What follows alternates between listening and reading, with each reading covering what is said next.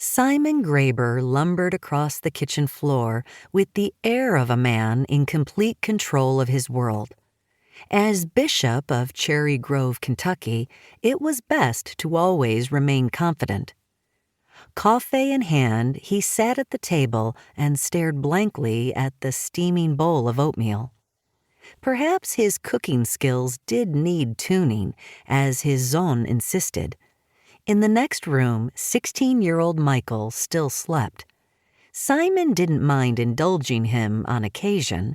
After all, Michael worked as hard as most men already, helping with the horses and working on his Uncle Irvin's construction crew. Pushing the overdone bowl aside, Simon opened his Bible and began feeding his soul instead. Reading the Lord's words was better taken in morning hours, with coffee anyway. It was one habit that was new, for his late wife Lizzie had always insisted coffee only forced one's head to think, and all thinking should be done without stimulants.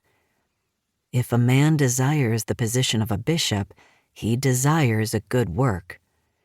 Simon inhaled a long breath as he read the words of 1 Timothy. He hadn't desired being a minister at the young age of 32, or better yet, a bishop just 5 short years later during a 6-hour spring communion service. Lizzie had fretted terribly about how their life would change, but Simon ministered to others humbly, welcoming a life of service. He recalled the day Bishop Menno Hirschberger decided to suddenly move to Indiana. Simon had known a new bishop would be chosen from the deacons and ministers already serving, but he never expected drawing the lot twice so soon.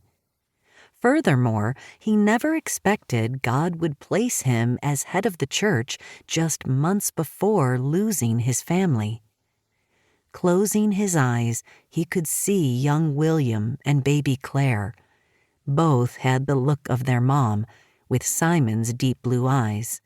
If only he had insisted Lizzie stay home and not travel with the group to attend a quilting frolic.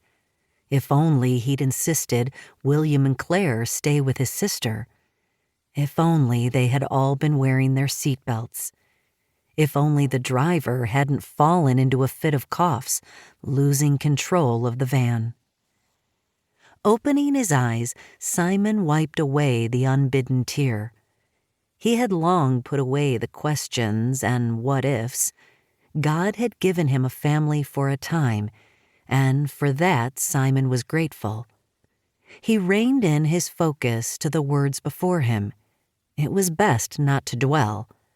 God had allotted him a few scant memories, and he would hold tight to them. The brown mission-style wall clock chimed, reminding Simon of the hour. He raised his head and glanced across the table. 12 years gone, and he still had the habit of expecting to see Lizzie seated across from him, listening. She had been a great support in helping him sort his thoughts. Right now, Simon's thoughts were as scattered as a needle on the compass Michael always carried in his pocket. It had not escaped him that Mahone Miller still reeked of tobacco, though claiming he had smashed the horrid habit months ago. His chewing of matchsticks didn't mask the smell one bit. Simon was also worried that yet another family had fallen ill. A summer's cold that seemed to linger longer than it should. If it was the flu, as some whispered, it was a mighty rough one, keeping so many laid up for days as it had. If there was only more he could do aside from prayer. Yeah, Lizzie's advice would be welcomed right now, just as it would have been when visiting the Glicks last evening. Lizzie would have instructed him on how important it was to decline any offer of lemonade Betty Marie made. Lizzie would have certainly known how to deter young Matthias Martin from his current plans. Fish farming wasn't farming. Simon shook his head as he stared at the empty chair.